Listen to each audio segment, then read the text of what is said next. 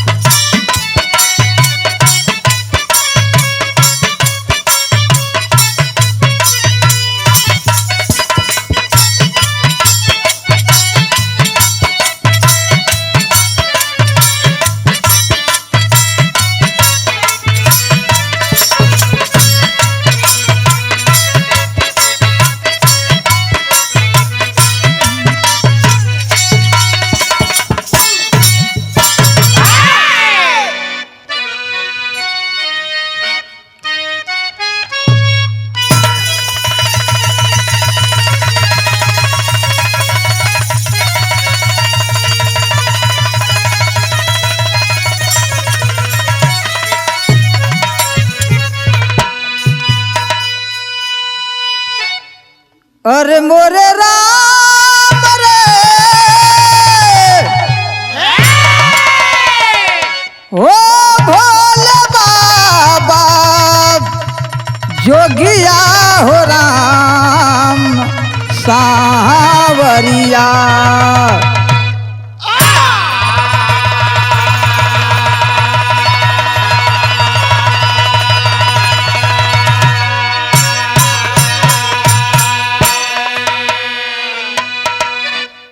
आज जो ये बिरहा रिकॉर्डिंग हो रही है हरिओम म्यूजिक स्टूडियो आजमगढ़, हम गायक शिवमणि यादव कैथौली मर्द गाजीपुर पूरी टीम के ओर से श्रोता बंधुओं को बहुत बहुत हार्दिक वंदन अभिनंदन करते हैं। जो भी त्रुटियां मिले इस बिरहा में क्षमा करेंगे और हमें आशा बा विश्वास बा प्यार दुलार जरूर मिली।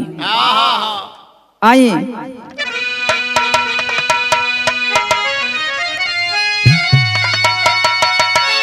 भूमिका के लाइन में लिखे गई।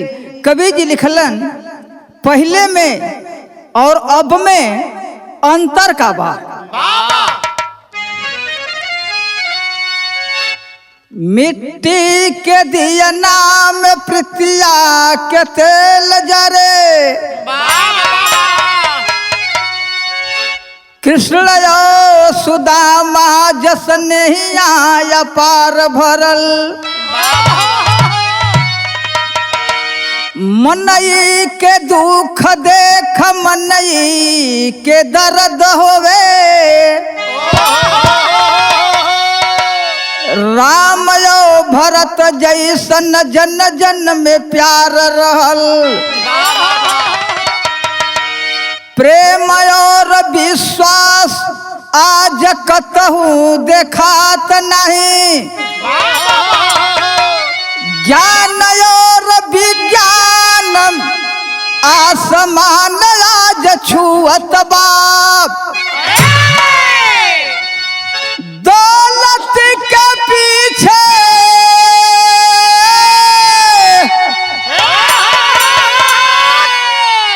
आज आदमी के आदमी खात, फिर भी आघात नहीं स्वार्थ में जियत बा।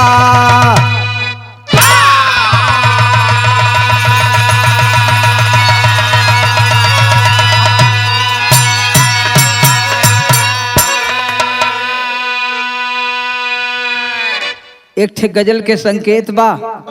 ए बिरहा का शीर्षक मिली भाई बना पीसीएस। गजल के लाइन बा।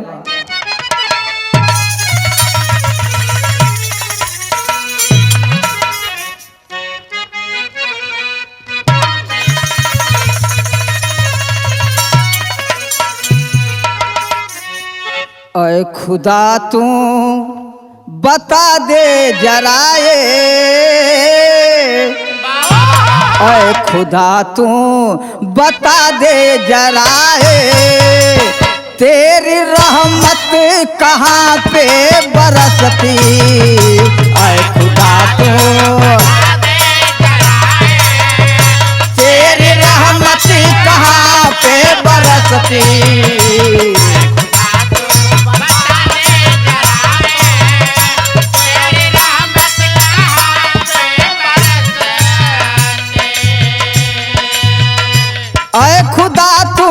बता दे जरा ये।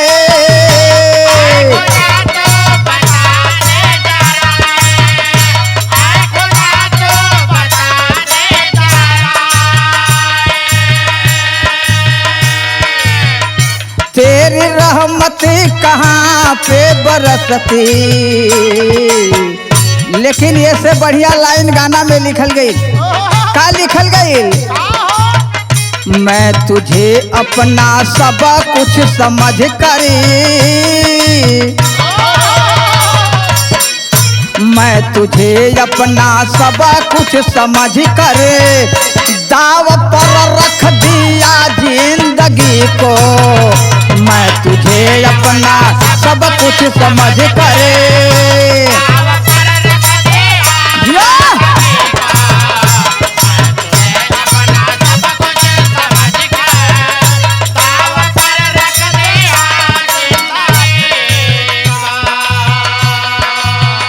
मैं तुझे अपना सब कुछ समझ कर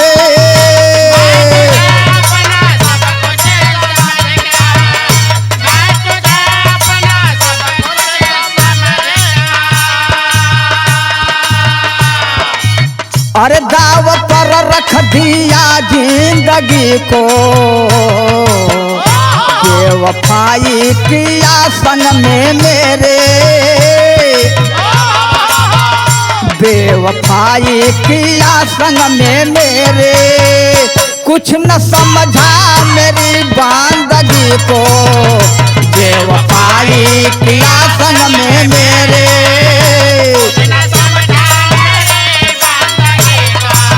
जियो मालिक जियो।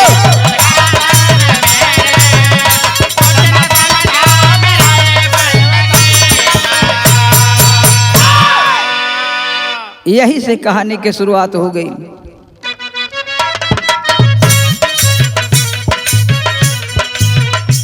जलता चिराग गम में देता मगर उजाला। जलते हुए जिगर को कोई न देखने वाला। रामेश्वर का गवना आए हो गया कई साल। मैं के अभागिन सीता सुख पाई न ससुरा।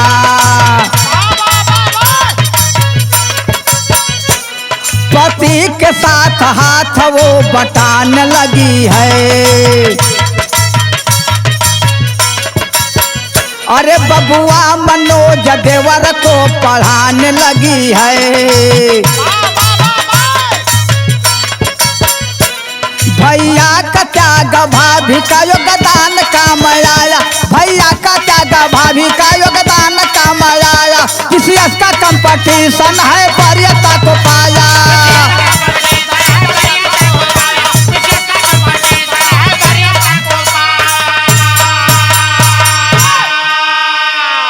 ए भैया झारखंड के रहे वाला दूठे भाई, बहुत छोटा परिवार है। मामी बाबू ये दुनिया के छोड़ के चल बसलन। बड़ा भाई रामेश्वर, छोटा भाई मनोज। बड़ा भाई का शादी हो गई है बाबू। घर में दुल्हनी अली सीता। कई वर्ष हो गए लेकिन मालिक गोदी में संतान ना दिलन। यह मायूसी बा परिवार में। यह छोटा परिवार है। अब परिवार में यह 3 व्यक्ति बाना। छोटा भाई मनोज पढ़े और बड़ा भाई रामेश्वर मजदूरी का काम करता था। रामेश्वर और उसकी धर्म पत्नी मिलकर के जो है इतना जितोड़ मेहनत किए कि छोटे भाई मनोज को पीसीएस बना दिए। जब पीसीएस का नौकरी पौलो हो भैया तो खुशी का लहर आ गई। तो भैल का गीत लिखल गई।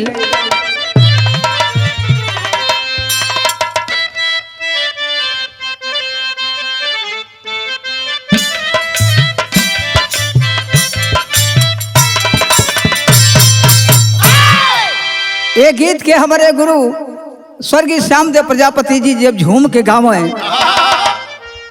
उनका अलग ही अंदाज रहे।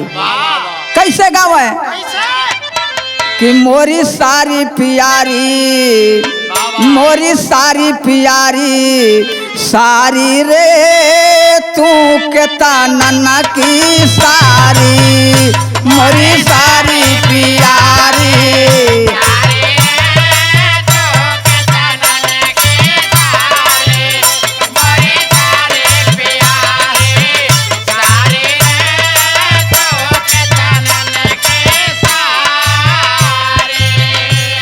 परिवार में खुशी है।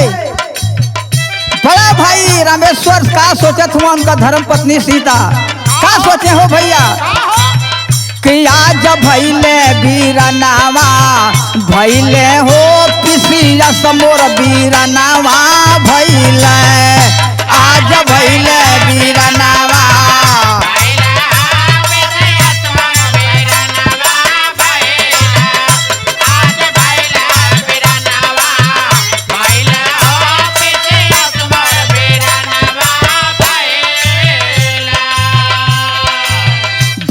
भभी के ना खुशी कैठे काना,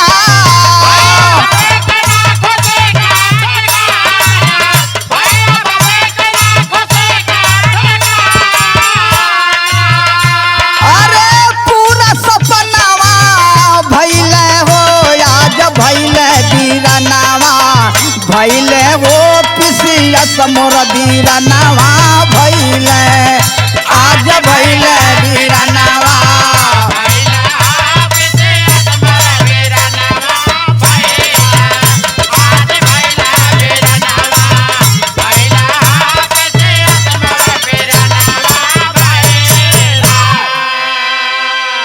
ए भैया चारों तरफ के खबर फैल गई। जब खबर के लोग पौलन कि मनोज पीसीएस हो गया, तिलकहरू का लाइन लग गई हो भैया। लगला तिलकहरू द्वार पर दौड़े। रामेश्वर कहला शादी तो करबे करब, लेकिन हम शादी अमीर के यहाँ ना करब, कोनो गरीब बाप की बिटिया से अपनी हम अपने भाई का ब्याह कर ले। हमके दहेज ना चाहिए।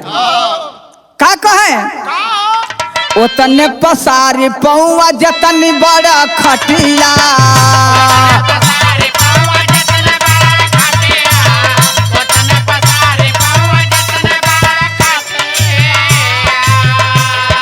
चाही ना दहेज बस गरीबवा का बिटिया।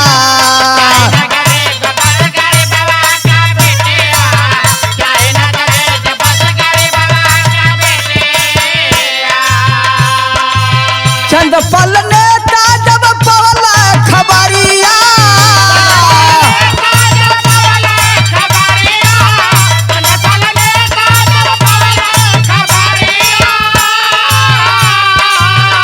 अरे तिलकहरू बन दुआरे अइले हो आजा भैले वीरनावा, भैले हो पिसिया समोर वीरनावा भैले, आज भैले वीरनावा।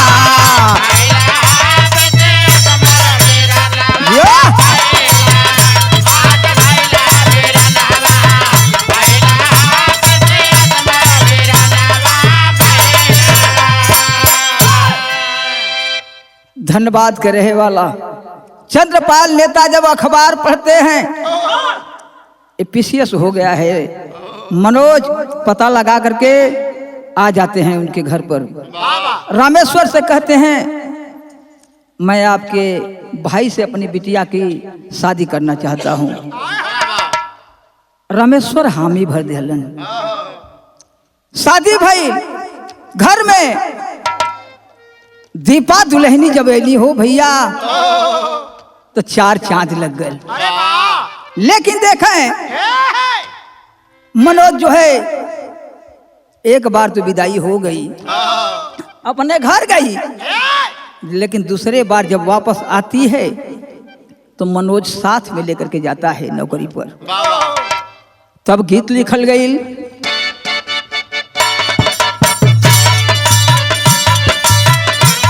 एही पारा गंगा हो माई, ओही पारा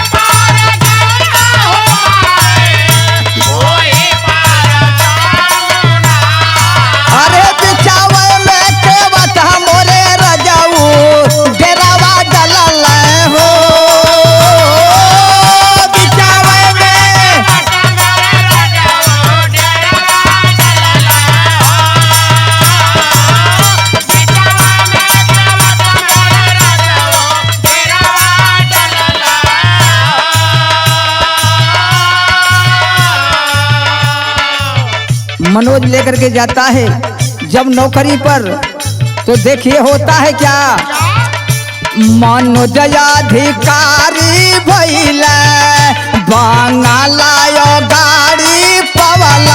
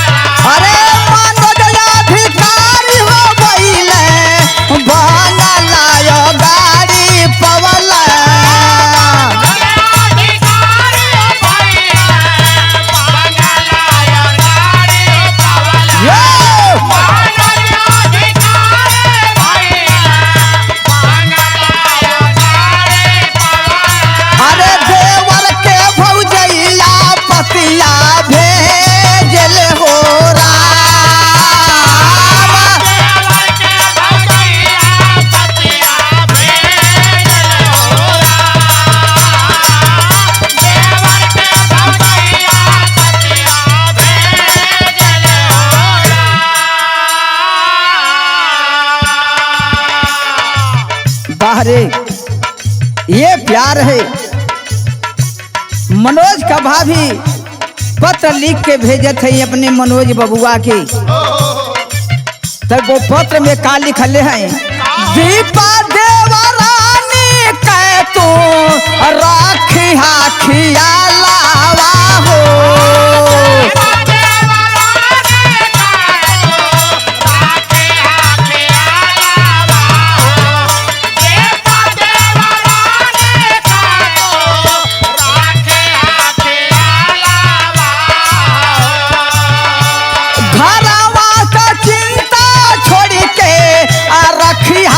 सहालावा हो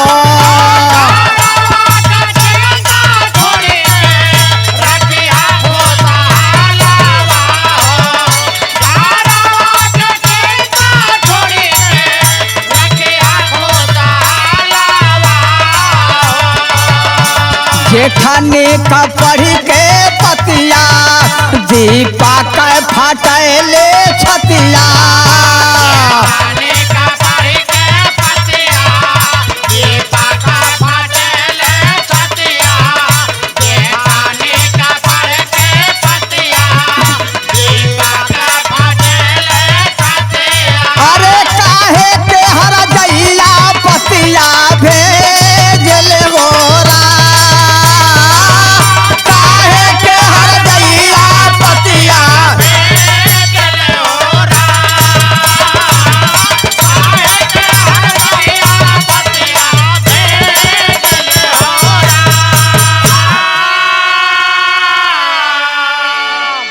बाहरे इधर सीता अपने देवर के लिए, देवरानी के लिए हाल चाल पूछती है कि ये देवर बबुआ घर से गैल हुआ तो घर का चिंता मत करिया, हमारी देवरानी का खुशहाल रखिया।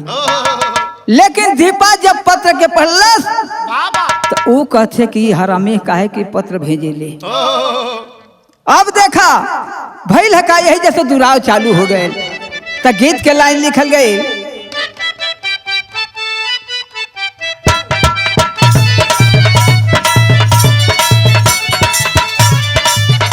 उहे गीत के लाइन बा कोनो ननद के भौजाई कहत हियो।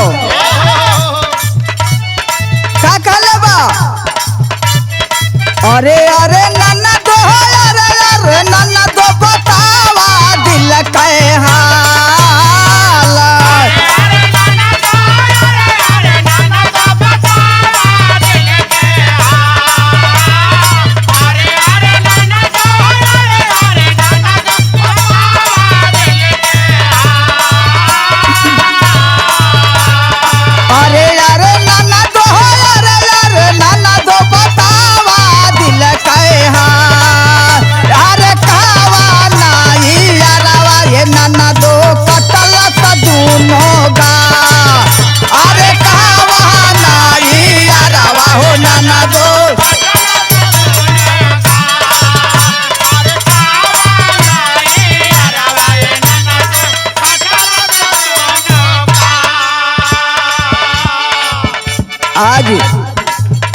उदास बैठल हियो। मनोज जब अला ड्यूटी से अपनी दुल्हनी दीपा से पूछे लगलन, का हो रानी तो के का भैल कि इतना उदास बैठल हो, आँख से आंसू गिरावत हो, का कहे? सुना सुना रानी हो अखिया से काहे रहलू आंसू गिराया।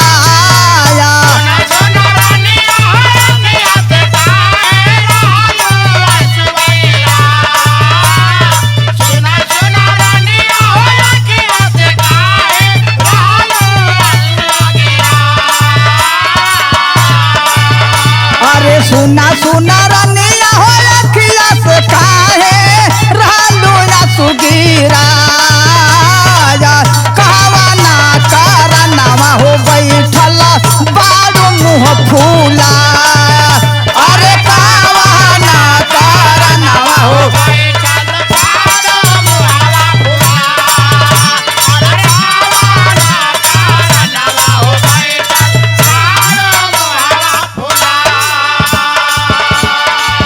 ए रानी तोहके का दुख भइल? केहू कुछ कहलस कि केहू ताना मरल, काहे आंसू गिरावत हूँ?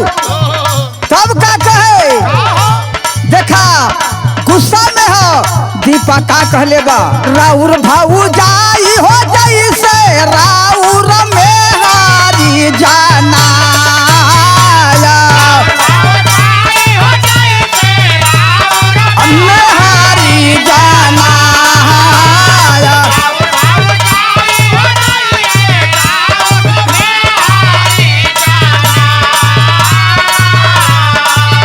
अरे राउर भाऊ जाई हो जाई से राउर में हारी जाना। अरे थोड़ा बहाना पीरतिया तले फसरी लगा। अरे थोड़ा बहाना पीरतिया तले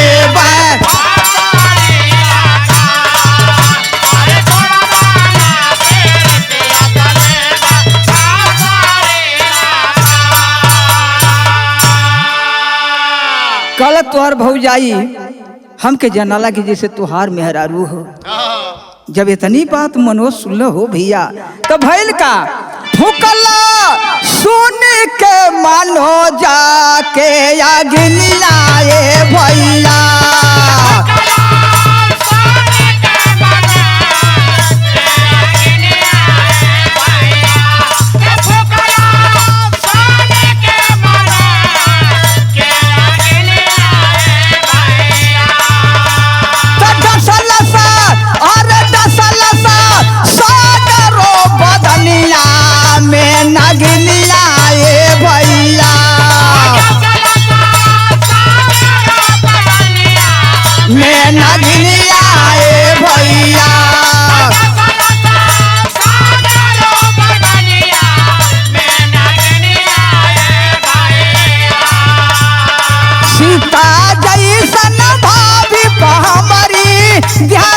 अंगूरी उठा यार तोड़ा बहाना पीरतिया तले फांसरी लगा।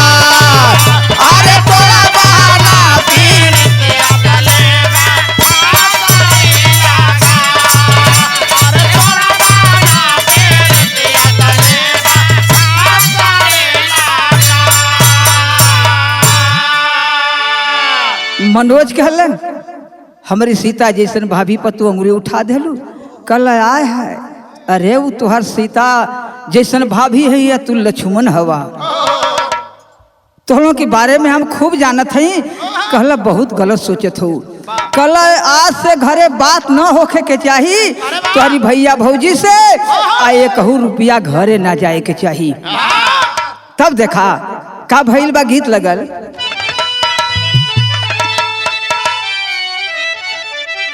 देखा अपनी जमाने के सुपरहिट गीत बा। कैसे? अरे झूलने के गुजवा अरे टूटल हो राजा टिसनिया से गड़िया छूटल हो राजा। गाना में लिखल गई का भइल बा अरे तेरिया सहारा ले अरे तेरिया सहारा ले अरे विधाता ये बाबू असनहिया के टूटल नाता हो बाबू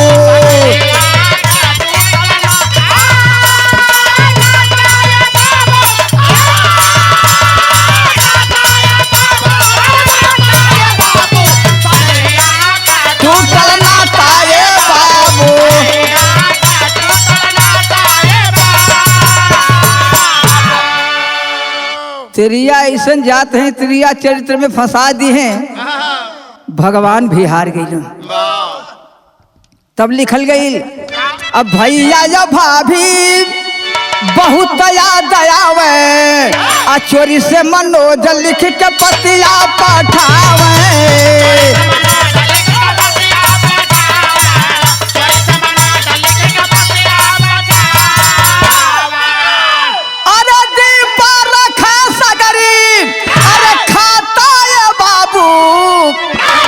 सनहिया के टूटल नाता आए बाबू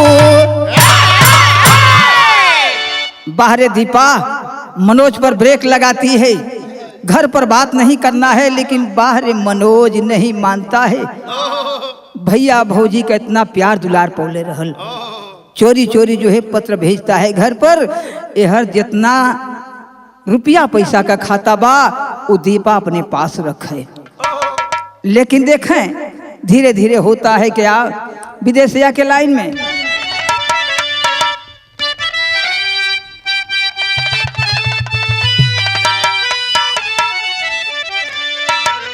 धीरे धीरे रामेश्वर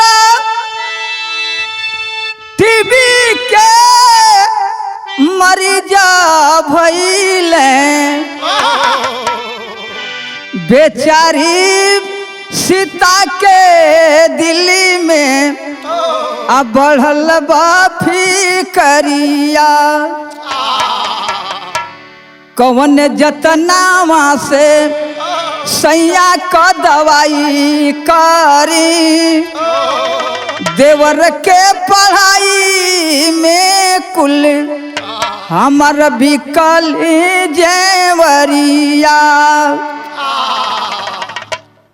लिख लिख पतिया वही मनोज के पठवत बानी अरे तवल धनबाद से एक आ गइल खबरिया दिहल विधाता भौजी अगोदी में ललनावा हो आवा जल्दी भैया भौजी करा जानी देरिया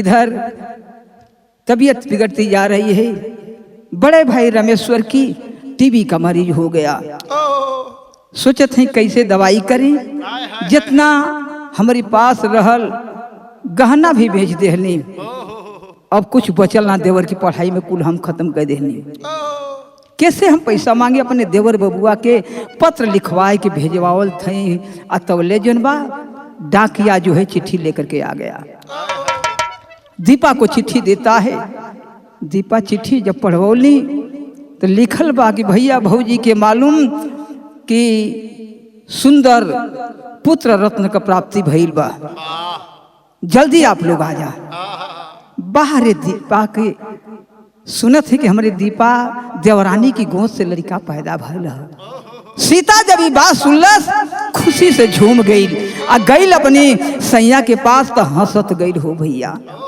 बाहरे रामेश्वर कहला कहो तो के तनको शर्म ना आवत है कि हम जनबा टीबी के मरीज चारपाई पर पड़ल है आ तू जनबा गुल छर्रा उड़ावत हो हंसत हो कल ना सैया ना तोहरे बीमारी पर ना हंसत हो स्वामी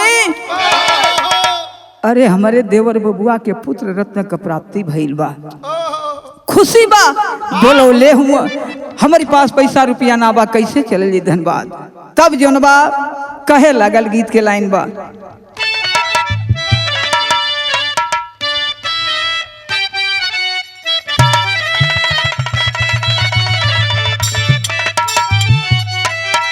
यह गीत के लाइन बा कि नैना तोरा बेईमान बलमुआ, नैना तोरा बेईमान बलमुआ,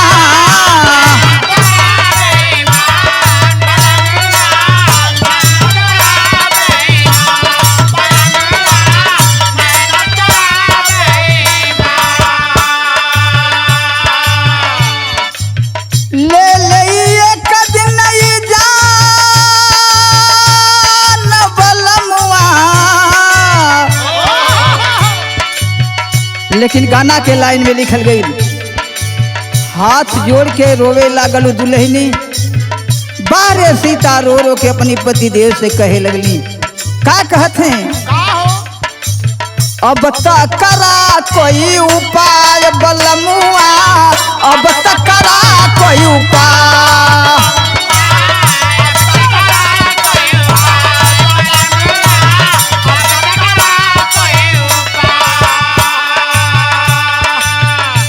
जल कतहु से जा आय बलमुआ, कर जल कतहु से जाय बलमुआ हो, अब तक करा कोई उपाय बलमुआ, अब तक करा कोई उपाय।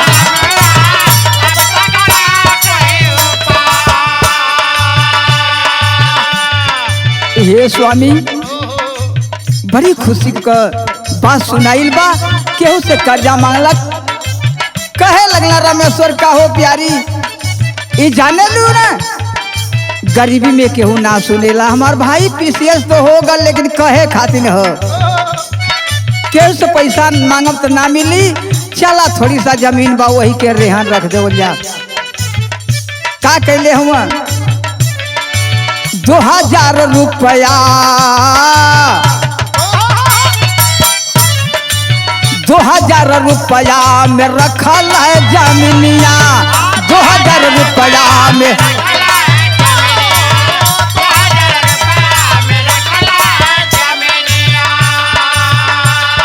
पहुँच धनबाद गईल दोनों परनिया,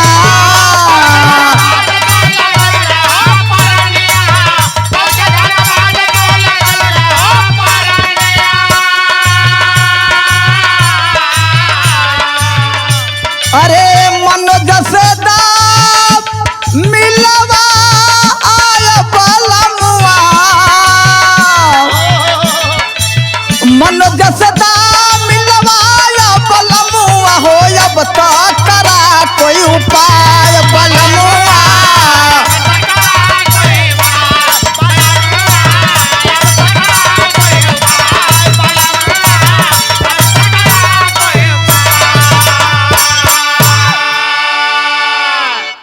दोनों प्राणी पहुंच जाते हैं धनबाद में। पता लगाते लगाते बोर्ड पर लिखा है मनोज पीसीएस, दरबान खड़ा है।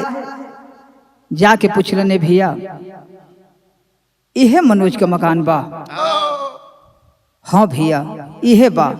ठीक बा, तो जाके तनी मनोज से बोल दा कि तुहार भैया अब भाभी दरवाजे पर खड़ा हुआ इंतजार करत हुआ।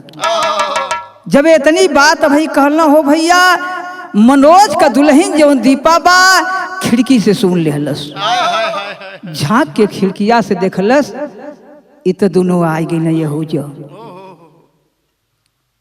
दरबान पहुंचल बा। जाके कहलस सर दरवाजे पर आपके भैया और भाभी इंतजार कर रहे हैं। बाहरे दीपा कले जाओ कह दो कि सर कहीं दूर चले गए हैं, घर पर नहीं है। कल ठीक है, लेकिन मनोज रोका नहीं, ऐसा मत करो मेरे भैया भाभी के साथ, तेरी लिखल गई।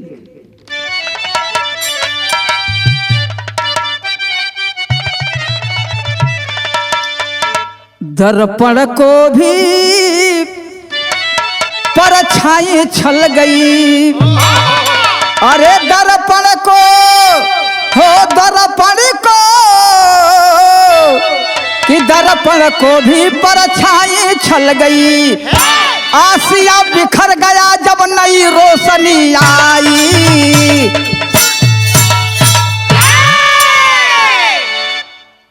ये भैया जब इतनी बात मनोज कहता है कि मेरे भैया और भाभी को ऐसा मत बोलो। कल अगर भैया भाभी के जात हुआ ली आवे खातिन मिले जात हुआ तो घरवा में हमके जिंदा ना पैबा।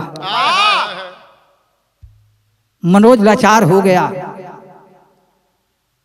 क्या कर सकता है मनोज, बेबस है, अंदर से दरवाजा बंद कर देती है। हाथ जोड़ के मनोज एक ठे बात कह ले। यहाँ एक ठे गीत लगल।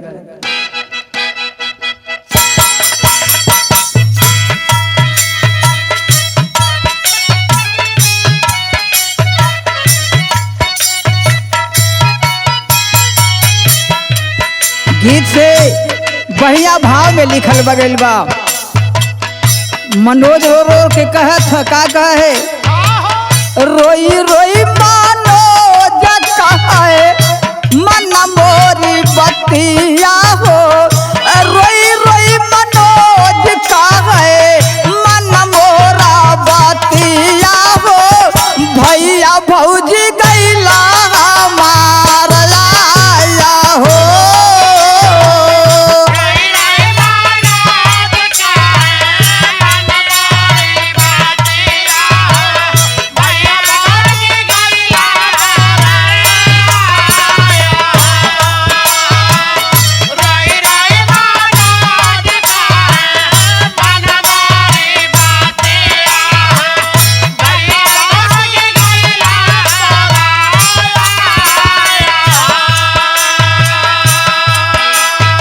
हाथ जोड़ के मनोज कह रहे है, प्यारी हमके जाए दा, भैया भाभी के लिए आवेगा।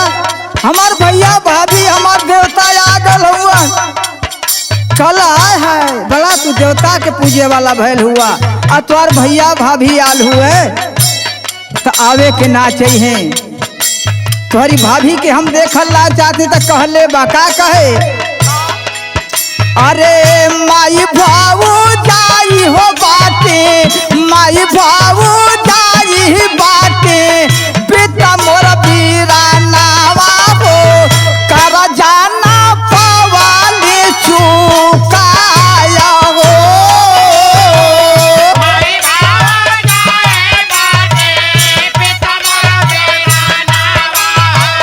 कर जाना पवाले चुकाया हो।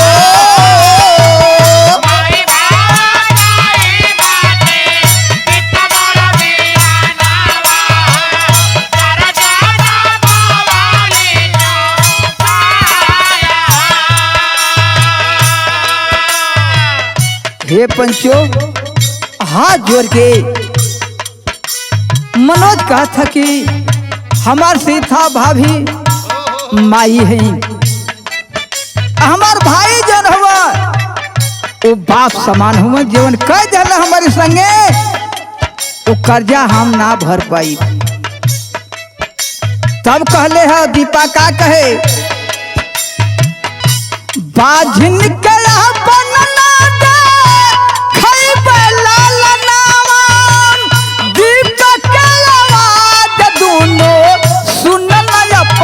कनवा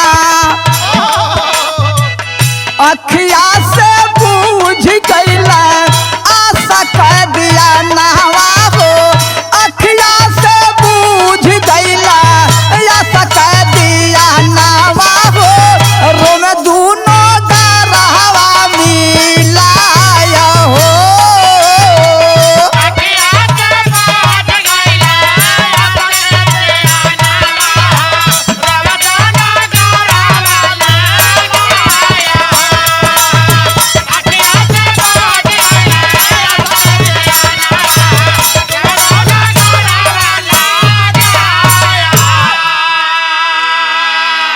जब दीपा कहलस बाछिन के अपन अपन हम लड़का ना दिखाई।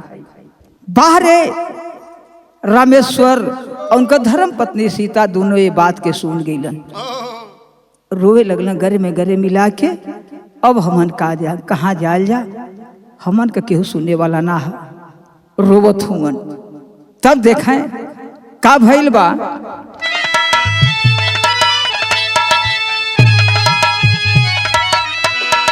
रो रो के एक ठे बात कहते, कुछ दूरी पर जाए के अपनी पतिदेव से, हमारे राम के धैले बा बीमारी चिंता भारी बा, देवर लक्ष्मण दिहला ठोकर मारी चिंता भारी बा।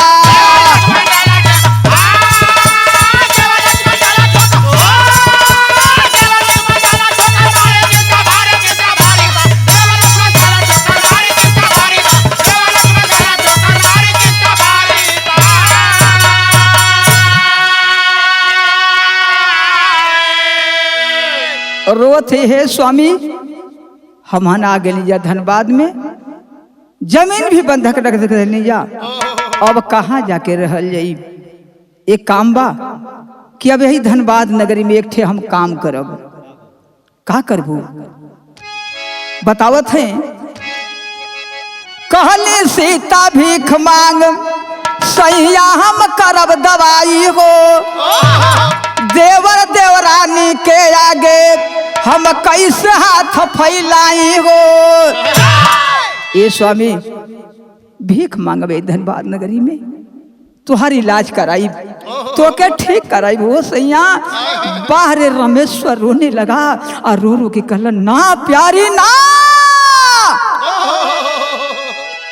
ऐसा ना होके के चाहिए। का कहले हम, अरे कहे रामेश्वर गैलू हिम्मत हारी चिंता भारी बाप, भीख न मंगिया कबहू हाथ पसारी चिंता भारी बाप। कहला प्यारी हमारे जियते भीख मगत मंगिया। ठीक बा, दोनों प्राणी वहां से चलल हुवन। कैलन का हो भैया, आल्हा के अंदाज में अपनी दुल्हन से बड़ी मार्के का बात बतावे लगना। प्यारी सुन ला, वो अब जमाना ना रह गया है।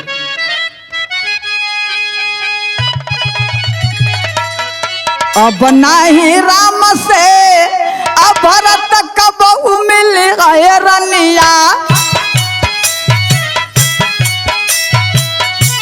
आल्हा के उदल बना गई अतलवा।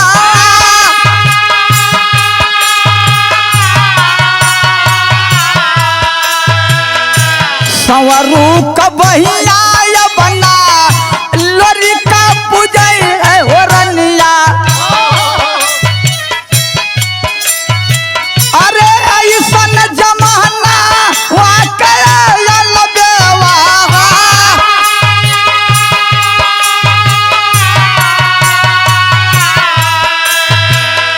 कहला हे प्यारी वो जमाना बदल गए है।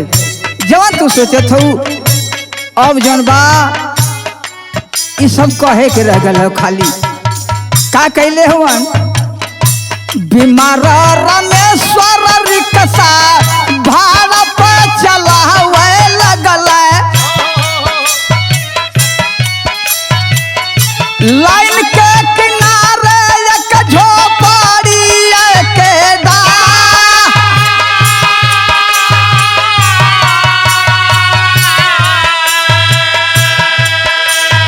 बाहरे रामेश्वर टीवी का मरीज है, फिर भी पेट का सवाल है। भाड़े पर रिक्शा लेकर के चलाना शुरू कर देता है। रेलवे लाइन के किनारे एक झोपड़ी डाल करके सीता वहीं में रहे। ये बाबू आए लोग रिक्शा चलाता है तब भइल बाका धीरे धीरे बीती गईले 4-6 महीना पंचो।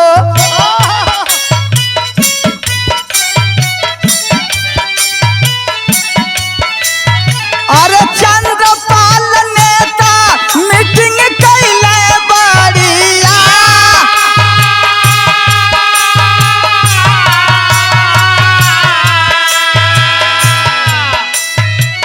4-6 महीना के बाद चंद्रपाल नेता एक बड़ी मीटिंग किए। भइल का मीटिंगा में दीपायौरी मनोज भी बोलावल गइला।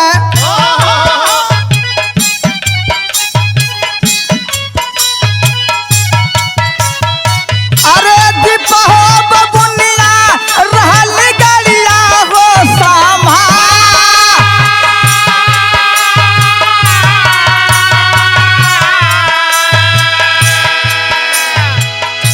पीछे सड़क पर एक रिक्शा वाला आवत रहलै।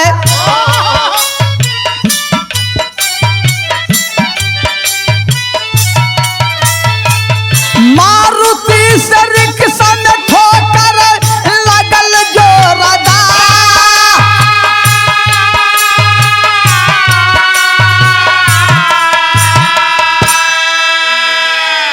ए बाबू, मीटिंग में दीपा और मनोज दोनों जा रहे हैं।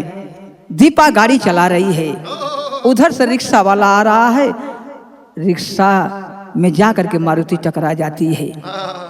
रिक्शा वाला गिर करके लहूलुहान हो गया, अचेत हो गया। भीड़ जुट जाती है और मनोज को पकड़ करके मारना शुरू कर देती है। बगल में ही मीटिंग थी, खबर मिल गई। चंद्रपाल नेता को भाग करके आते हैं मौके पर और हाथ जोड़ करके कहते हैं कि मैं 50,000 रुपया दे रहा हूं, रिक्शे वाला के ले जाकर के इलाज करा दो। 50,000 का वहीं तक कहना हो भैया, तो ले अखिया खोल गई रिक्शा वाला का। वो दूसर के हो रिक्शा वाला ना हो, वही रामेश्वर है। जब दखलस चंद्रपाल नेता के हो भैया, बाहर रामेश्वर पहचान गया। एक ठे बात जो कहले हो, हाथ जोड़ के का कहले हो,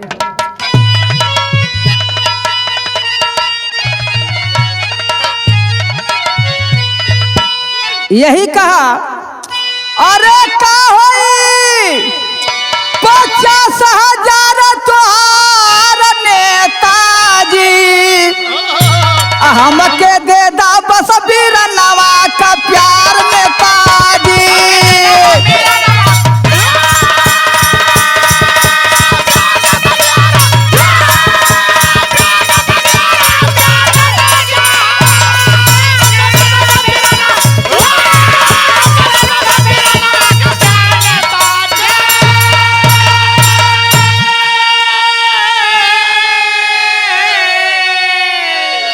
हे नेताजी, तुहर 50,000 हमके ना चाहिए, हमके हमार भाई लौटा था।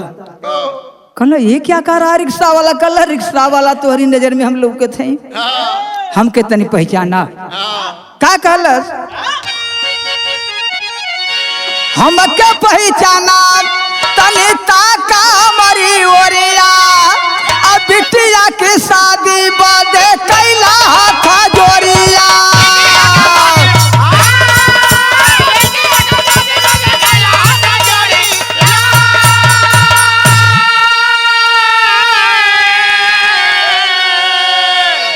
जहिया हमारी घरे गईला, हाथ जोड़ला कि हमारी बिटिया का शादी कला। हम शादी कैली अपने भाई का, लेकिन तू का कैला? कहत है, अरे दिहला दिहला हमारा बगिया उजार नेताजी, हमके दे दा बस बीरनवा का प्यार नेताजी।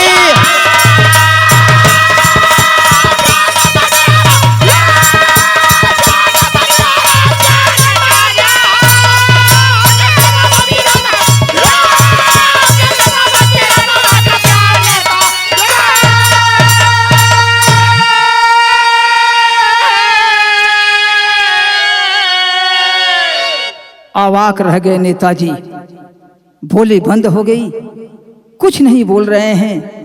मनोज दौड़ करके जाता है, हमारे भैया है, जाके गिर गल हो भैया, चरण पकड़ के कहला भैया सबसे बड़ा कोई गुनाहगार है तुहार तो हम है। कहला ए मनोज अब तो हमारा आखिरी चलत थी, लेकिन तुहार भाभी रेलवे के किनारे झोपड़ी में अपन जीवन बितावत थी, ओकर ख्याल रखिया। इहे वहीं तक कहना हो भैया, प्राण पे खिल उड़ गए, इस दुनिया को छोड़ करके चल बसा। मनोज भागता हुआ गया रेलवे के किनारे, अपनी भौजी सीता से सब बात के बतौलस। सीता आती है, अपने पति को देखती है, हमारे पति इस दुनिया में नहीं है। हाय स्वामी, हाय स्वामी, अब मैं कैसे जीऊंगी? यही कहती है, उसका भी हार्ट अटैक हो गया, वो भी इस दुनिया को छोड़ करके चली गई। तो लिखा गया, गुरु बिहारी पत्तू सरजू सी मूरत देते यही नजीर, सोहित यादव गुरु श्याम दे कहे घटना गई कलेजा चीर हो।